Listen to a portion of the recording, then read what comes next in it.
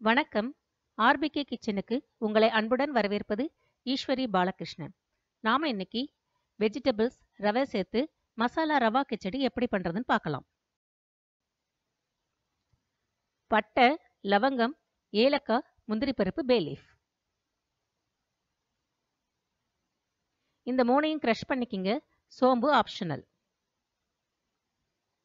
250 ml கப்பில் 1 cup ரவை, 2 வெங்காயம் அரிஞ்சு வச்சிருக்கு, பட்டாணி, தக்காளி, கேரட், பீன்ஸ் பொடியாக அரிஞ்சு வச்சிருக்கு, 1/2 டீஸ்பூன் மஞ்சள், 1/2 டீஸ்பூன் மிளகாய்த்தூள், தேவையான அளவு உப்பு, 2 பச்சை மிளகாய் கீரி வச்சிருக்கு, புதினா, கொத்தமல்லி தழை, கருவேப்பிலை எடுத்திருக்கு, 2 table spoon oil, 1 table spoon நெய் விட்டு சூடானதும் தாளிக்க வச்சிருந்த பொருட்களையும் போட்டு நல்லா கிளறி விட்டுறலாம்.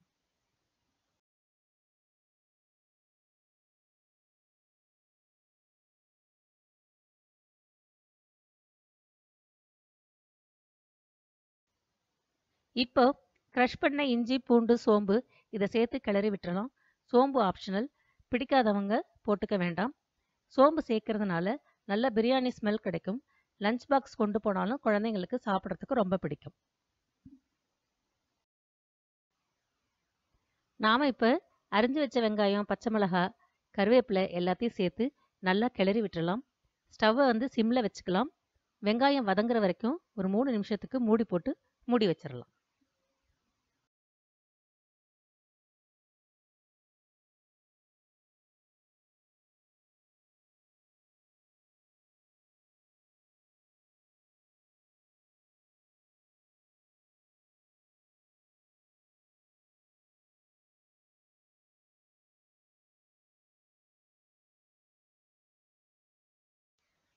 மூணு நிமிஷம் ஆயிடுச்சு.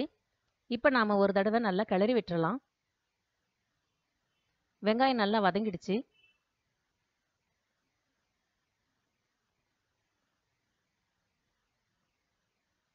அடுத்து மஞ்சப்பொடி, மிளகாப்பொடி, உப்பு சேர்த்து ஒரு முறை கிளறி விட்டுறலாம்.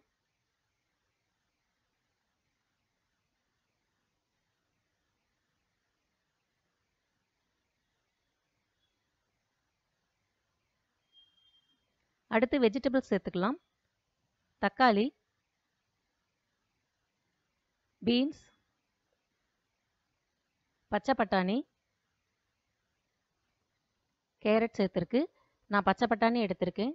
காஞ்ச பட்டாணி எடுத்தால் ராத்திரியெல்லாம் ஊற வைக்கணும். இப்போ ஒரு முறை நல்லா கிளறி விட்டு காயெல்லாம் வேகிறதுக்கு சிம்மில் வச்சு மூடி போட்டு 5லேருந்து 7 நிமிஷம் வேக விட்டுறலாம்.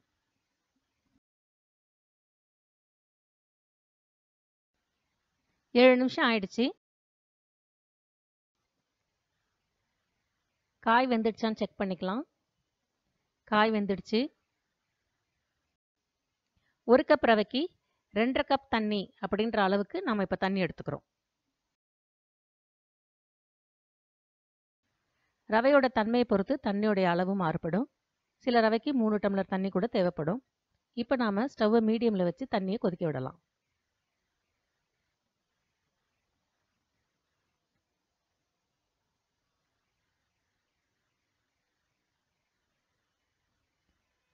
தண்ணி கொதிக்குது.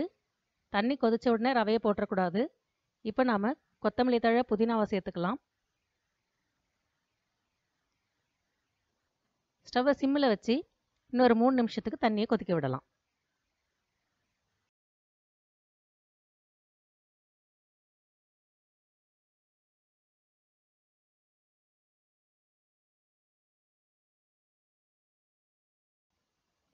மூணு நிமிஷம் ஆயிடுச்சு. உப்பு செக் பண்ணிவிட்டு நாம் இப்போ ரவையை சேர்த்துடலாம். ரவையை சேர்க்கும்போது கிளறிக்கிட்டே ரவையை சேர்க்கணும்.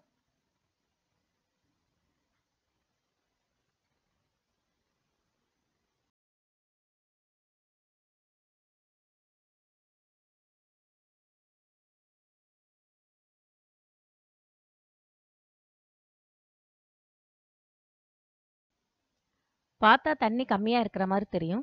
ஆனால் போதுமான அளவு தண்ணி தான் விட்டுருக்கேன். இந்த ஸ்டேஜில் ஒரு 3 நிமிஷத்துக்கு மூடி போட்டு மூடி வச்சிட்டோம்னா ரவை நல்லா வெந்துடும். ஸ்டவ் சிம்மிலேயே இருக்குது.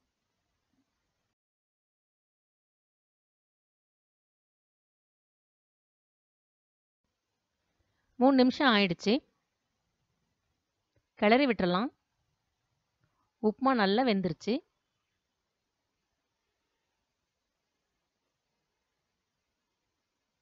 இப்போ நம்ம ஸ்டவ் அணைச்சிட்டு மூடி போட்டு ஒரு 10 நிமிஷத்துக்கு விட்டுறலாம். நான் ஏற்கனவே போட்ட உப்புமா ரெசிபியில் சொல்லியிருப்பேன். அப்படி 10 நிமிஷம் விடுறதுனால உப்புமாவுக்கு நல்ல ஒரு டெக்ஸ்சர் கிடைக்கும்.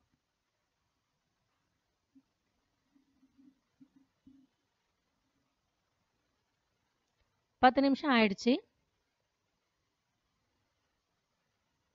பாருங்க, உப்புமா பார்க்கறதுக்கு எவ்வளோ நல்லா இருக்கு.